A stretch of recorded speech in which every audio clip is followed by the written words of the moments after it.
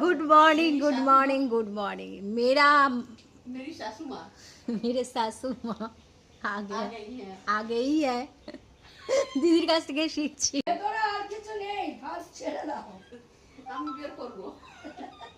আমি আর মামুনিকে নিয়ে পাচ্ছি না, মনে হচ্ছে মামুনির মাথাটা গন্ডগোল হয়ে গেছে। যাই হোক, তোমাদেরকে দেখায় মামুনি যে কি করছে, লাফিয়ে বেড়াচ্ছে। এখন 25 সালে লাফাতে পারেনি, এখন 26-এ এসে মামুনি লাফাচ্ছে তিরিং তিরিং তিরিং তিরিং।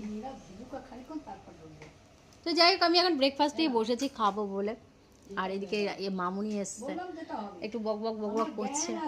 তো এই যে চাল ভাজাটা কি অপূর্ব যে খেতে, এবং এটা নিয়ে বসেছে এখন খাবো। তাই ভাবলাম যে ভিডিওটা একটু তোমাদের সাথে শেয়ার করি, একটু বক বক বক বক ডাক করলে ভালো লাগে। তো দেখো, সকাল বেলায় আমি আর মামুনি এত ব্যস্ত বলো না, তিরিং তিরিং করে লাফাচ্ছে। লাফানোর একটাই কারণ, বৌমাকে শাড়ি গিফট করছে। প্রথমে এই শাড়িটাকে দিয়েছে। এখন এই ব্লাউজ আমার নেই, এখন এই এত মানে গ্রিন যে ডিপটা আছে এই কালার ব্লাউজ নেই।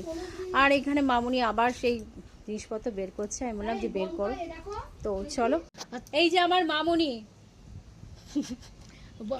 বৌমা কথা শোনে না আমার, কি যে করি, একদম কথা শুনছে না, শাড়িটা দিচ্ছি নিচ্ছে না। যাই হোক, মামুনি এখন পুরো আলমারি তোলপাড় করছে। তো চলো, এইটুকু ভিডিও আমার মামুনিকে দিয়ে ভিডিওটাকে এন্ড করলাম। এই যে বক বক বক বক করছে, এখন তার বক বকের উত্তরটা আমাকে দিতে হবে। চলো, এখনকার মতন টাটা, পরের ভিডিওতে দেখা হচ্ছে। চলো। এটা আমার ছেলের বিয়েতে পড়েছে, আর কারো বিয়েতে পড়েনি।